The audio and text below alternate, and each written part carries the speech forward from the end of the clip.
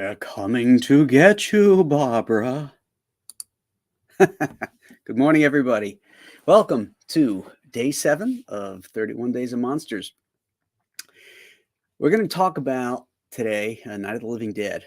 I see some folks in the chat are not big zombie fans. I'm not a huge zombie fan either, but this movie is historical in that it changed, the way that horror is portrayed. So it holds a special place in the history of horror movies. Yesterday, we talked about White Zombie, which was sort of the father of all zombie movies, the first one. But that dealt with more of the traditional Haitian zombie, where the person wasn't dead. They were thought to be dead, but they were really under a spell. This movie, they are dead and they are brought back to life. They sort of indicate it's from radiation from a satellite, and that it's somehow activating, these dead brains and bringing them back to life. And that as long as that radiation is there, then anybody who dies under that radiation cloud will come back to life. George Romero really, this is the most successful independent film ever made.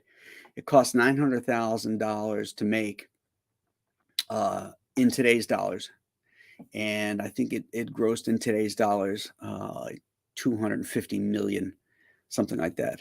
It was unbelievable, and it changed the way we look at zombies. The same way the Wolfman sort of taught us everything that pop culture knows about werewolves.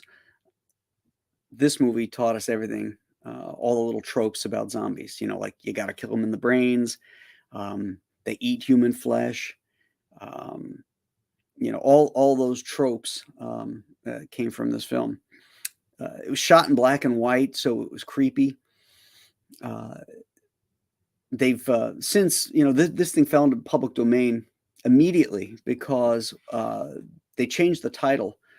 I think it was originally Night of the Flesh Eaters, I think it was. But they changed, the distributor changed the title to Night of the Living Dead. But by changing the title, they forgot to change the copyright notice that was on it.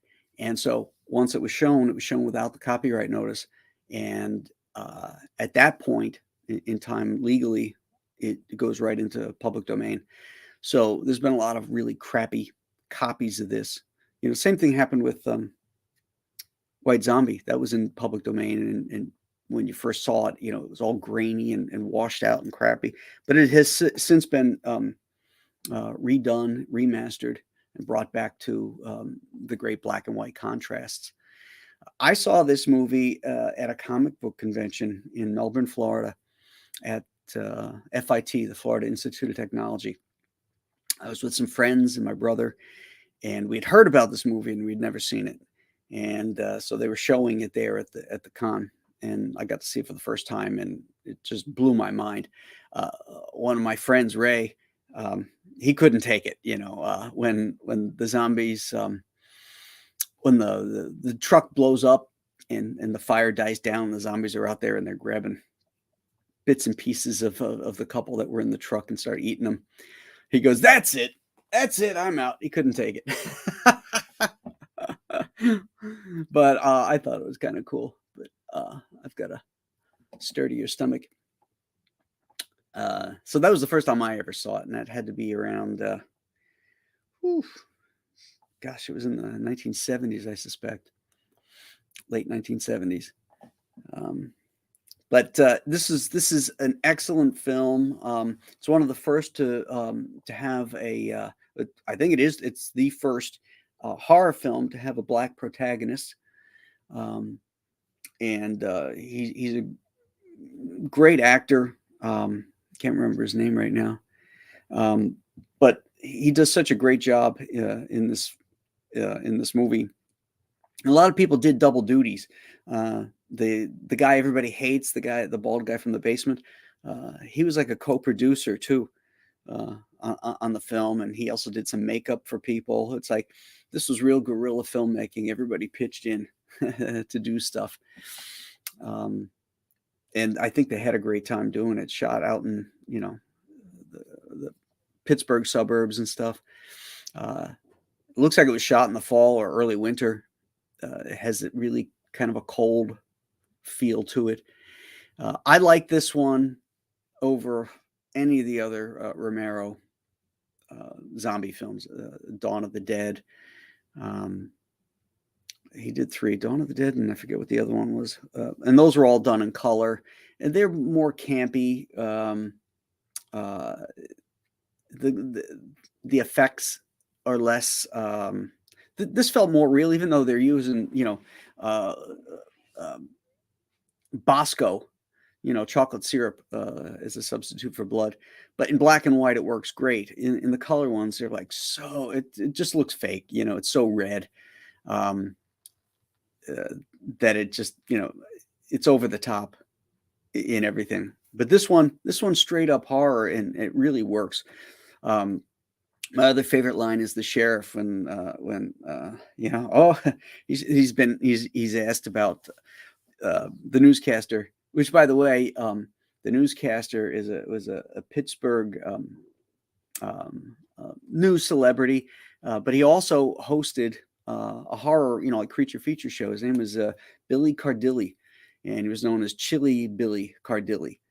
I actually met him at a Monster Bash in Pennsylvania in the early mid to late 1990s, I think.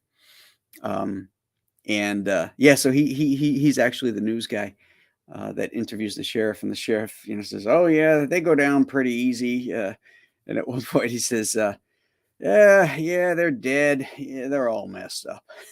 He just says it so laconically. It cracks me up every time. That and the Barbara thing are two of my favorite lines in the whole movie. Oh, Day of the Dead. Thank you, Man of War 665. That was the one.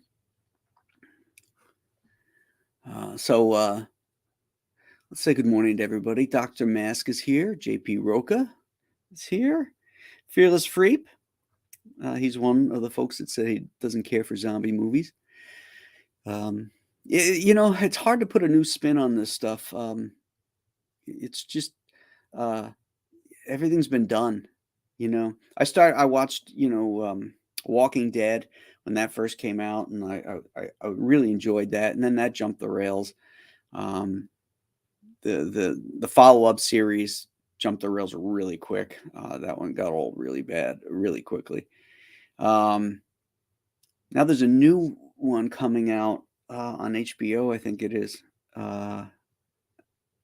And it's got the guy from The Mandalorian in it. It looks like it's a zombie thing too. Can't remember what that's called, but I mean, I'll give it a look. The production values on it look amazing, but I just don't know. I prefer sort of I don't know, traditional creatures. That's just me. Rob Fellows is here. Stippling Vaughn is awake. Hello, the Delaware Comics dude. Rob Fellows says hello, Graham Nolan and fellow ghouls. They know we're in here now. I love when you guys put up quotes. Jatinda Gatora says hi, wherever you are in the world. Hello. If you guys haven't done so, please hit that thumbs up button and let the algorithms know you're watching it and approve. And if you haven't done so, subscribe to the channel so you'll get notifications when we go live. Doesn't cost you a cent. Shadowhawk Talk says, hail Graham in the chat. Happy Monster Month. Indeed. James Allen is up. He says, yep. Romero zombie movies are more about human reactions in time of crisis than the zombies themselves, in my opinion, says Hyper Kaiju. Yeah, I think that's true.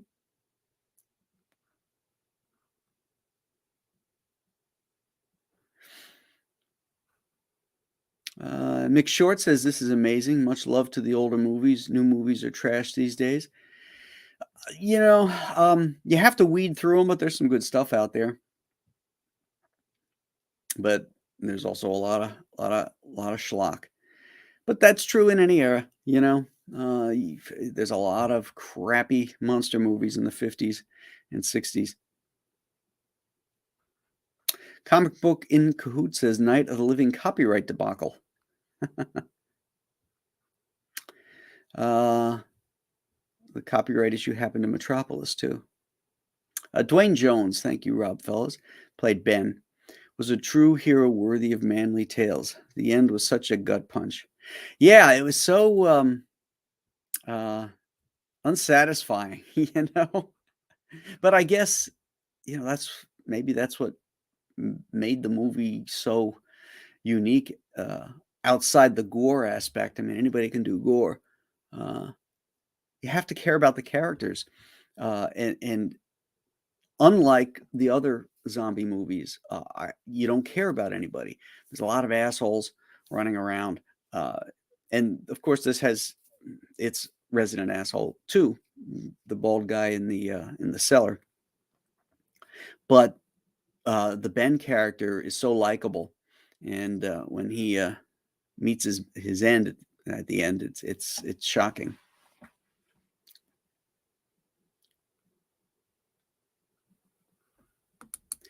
James Allen says, but early on, his zombie uses a tool, rock, to break car window, and it runs to chase the car. Two traits seldom seen.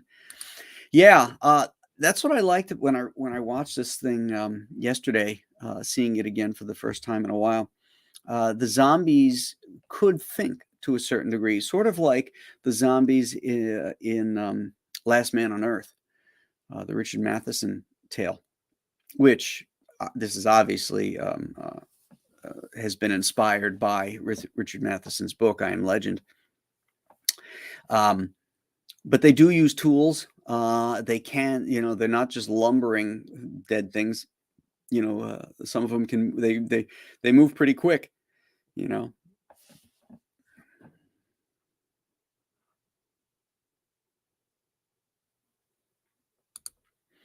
Kaiju, that scene where the zombies feast on Tom and his girlfriend. Yeah, that was definitely. Do you notice how like the music changed too? The soundtrack they used for this thing was kind of cobbled together from a bunch of soundtracks that were available from other films, low budget films. So you can hear themes and stuff. But it sounded really good. But then at the scene where the zombies are going after Tom or the remains of Tom and his girlfriend, it becomes almost like an electronic. It really changed and made that scene even creepier because the camera focused on it. It was very clear what was happening when the one guy is like, got the intestines and he's like, that was something. It was shocking to say the least. When it came out and you first saw that.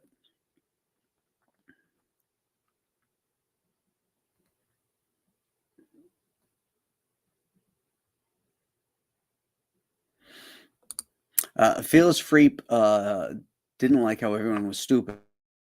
Her brother. Are they brothers? I thought they were boyfriend and girlfriend. Another gal just sitting in front of openings. Well, that was Barbara. And Barbara. Oh, you're talking about the wife.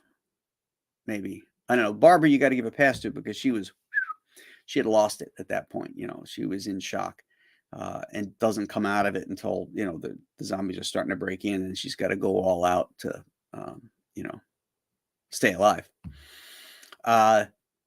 It's interesting because Romero, his intent was always to have Barbara survive this event, and I think when they did the remake that Tom Savini did in the '90s, they explored that theme, and Romero wrote a sequel, a comic book sequel about this, and when her brother grabs her and pulls her out and then turns her around and she's in the crowd, evidently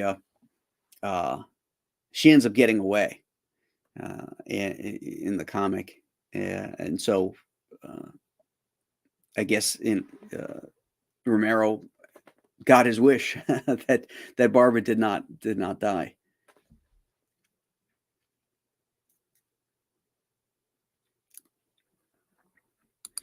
Rob says, The Mist, which you did last year, owes a lot to this.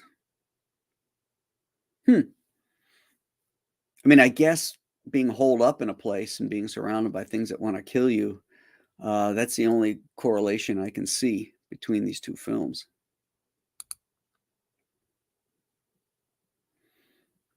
You could say Zulu, the same thing where the British is, they're holed up in that little area and they're surrounded by thousands of Zulu warriors. McShort says, It's 5 a.m. for me. Your streams are so worth waking up or staying up this late to see them. Well, thank you, sir. I'm glad you're enjoying them.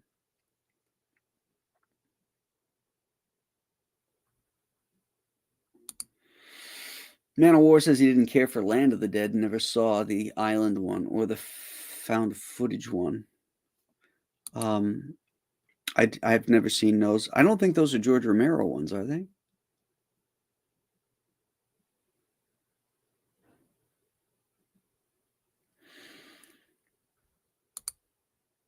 I like Day of the Dead, but the part where the zombie starts using a gun lost me. Yeah, the whole idea of being able to communicate with the zombie and still having an emotion and stuff, I thought was weird. It didn't quite work for me. Lake Kick One said zombies are pretty limited. Vampires and werewolves have more you can do with them. Yeah, a zombie film is basically reactionary. It's all about the people and their reactions to it. They're pretty much one-trick ponies with one thing in mind. They're automatons that can't be reasoned with or talked with, and all they want to do is eat you. So that puts all the onus on the characters being surrounded by them. Zombies and werewolves, not zombies, werewolves and vampires, particularly vampires, you can focus on the character of the vampire as well, which I think is interesting. As long as they don't sparkle, then they suck.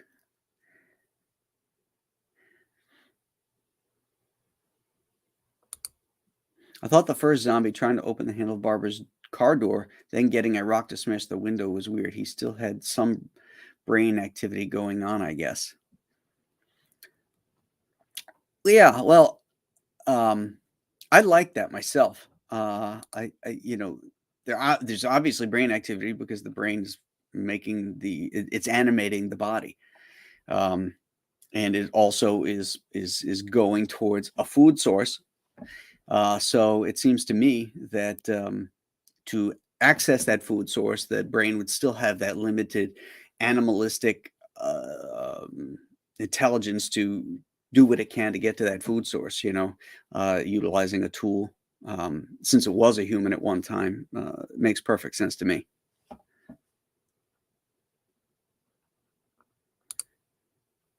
NFT Nick is here. They're coming to get you, Graham.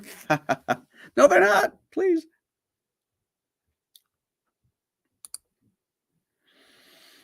Night of the Living Dead has some of the best zombie tropes. It has all the zombie tropes. This one wrote the script.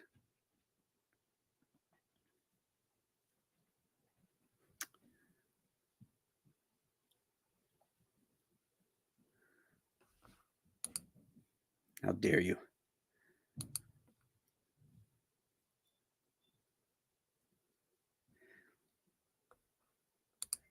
Rob Fellows says he's going to have to watch Dawn of the Dead tonight in a double bill with Mystery of the Wax Museum. Wax Museum's tomorrow. Yeah, so that's Rob's doing double duty on homework. He's going to watch Dawn of the Dead is not in the playlist. It's not in the rotation this year.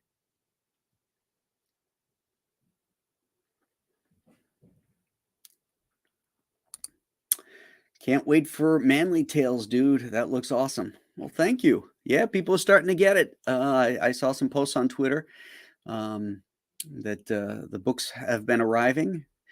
Julie's been working hard every day, packing up more stuff and sending it out. So while she's doing that, I'm working on Ghosts of Metacumba Key. I gathered a whole bunch of reference. In fact, I got part of my script right here that I'm going to be illustrating these pages over the next few days. Can't wait to roll up the sleeves and get into that.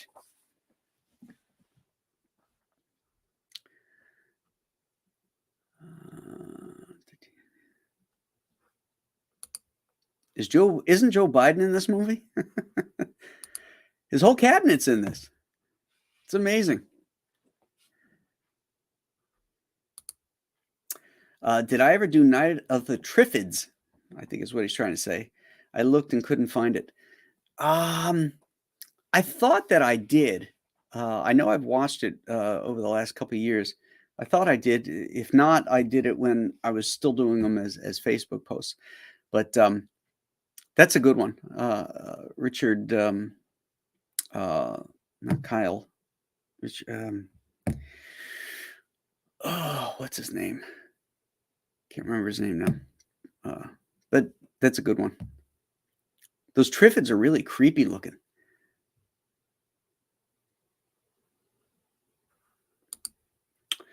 Hold up in a place surrounded by things that want to kill you. Sounds like Australia, Graham. I've never been to Australia, but I've read enough about it, and it does sound true. You could say Florida too. You know, they got 8 of the 10 deadliest reptiles, insects that want to kill you. Yeah, hurricanes, you name it.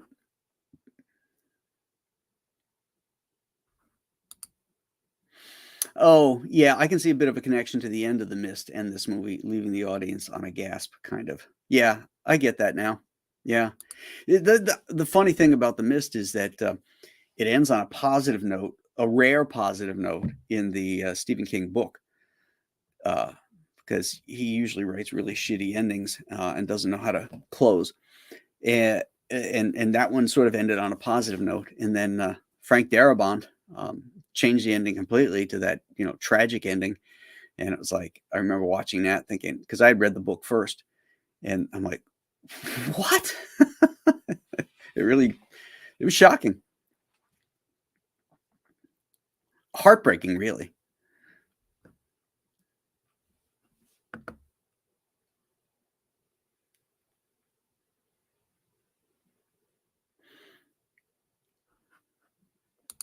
Well, this makes a lot of sense that George Romero was a huge EC Comics fan and that they influenced his films. Seems like, yeah, that would be, the perfect. He'd probably be the perfect age for the EC Comics. They stopped publishing around 1954, somewhere around there, 55 maybe. And this was made in 68. He was probably a teenager at the time reading them, or on the cusp of teens.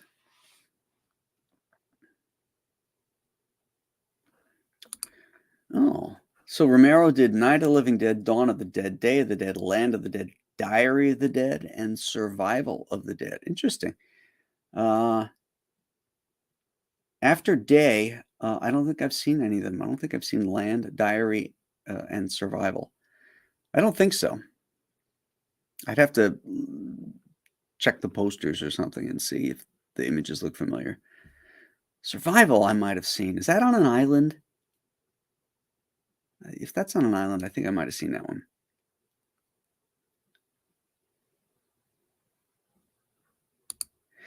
Oh, Trig Lehman says he's embarrassed to say the only Night of the Living Dead he's seen are the clips in Halloween 2.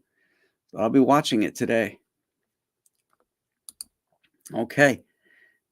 So you're catching up on your homework. You're doing it after the fact. Is that it, Trig? Don't forget to get Mystery of the Wax Museum in, too.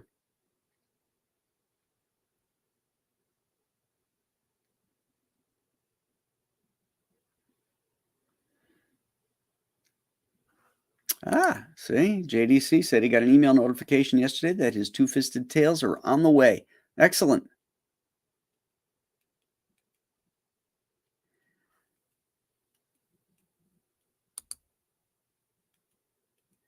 What's Julie's average per day fulfilling? It's between 90 and 100 packages.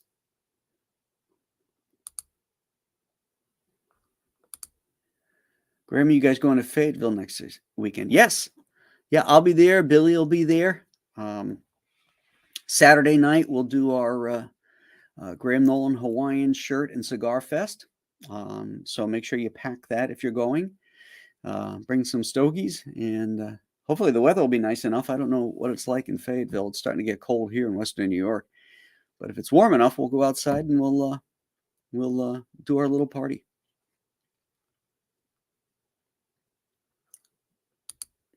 Apricot Juice says we haven't done Day of the Triffids on YouTube, 31 Days of Monsters yet. Okay, well, maybe next year.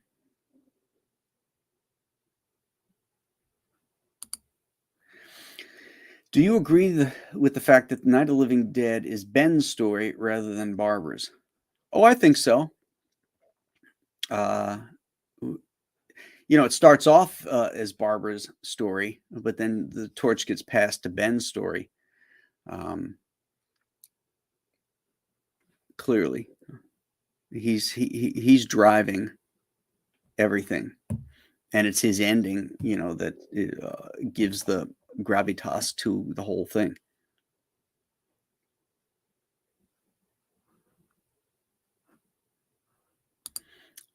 Horan the Steadfast is here. He says, "Hail, chat." Now, this is an interesting question. I'm not a fan of Zack Snyder, but the only movie of his that I've liked was his remake of Dawn of the Dead. He had a different spin. I mean, those zombies were like track stars, really creepy, really scary. That opening sequence with the little girl, and as the woman is driving away, and you're seeing the smoke and the zombies chasing. I love when he's chasing after her, the car, and the zombie looks off, sees somebody else out in the yard, and he just runs right over and tackles him and starts eating him. I really liked that version. I thought that was excellent. It's the one Snyder movie I really liked.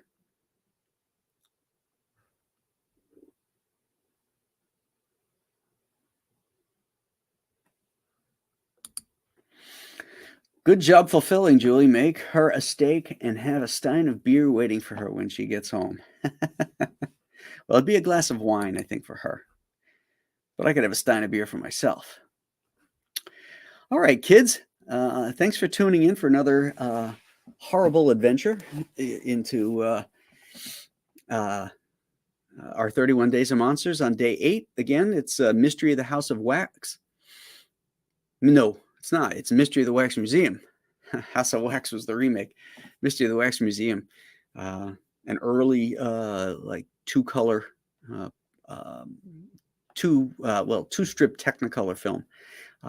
It's quite good. So take a look at that, and we will see you tomorrow. Remember to hit that like button before we close out, and subscribe to the channel, and back the Ghost of Metacumba Key, and do your homework. Okay? I sound like a teacher or a parent. So sorry about that. All right, gang. We'll see you tomorrow. Have a great one. Bye-bye.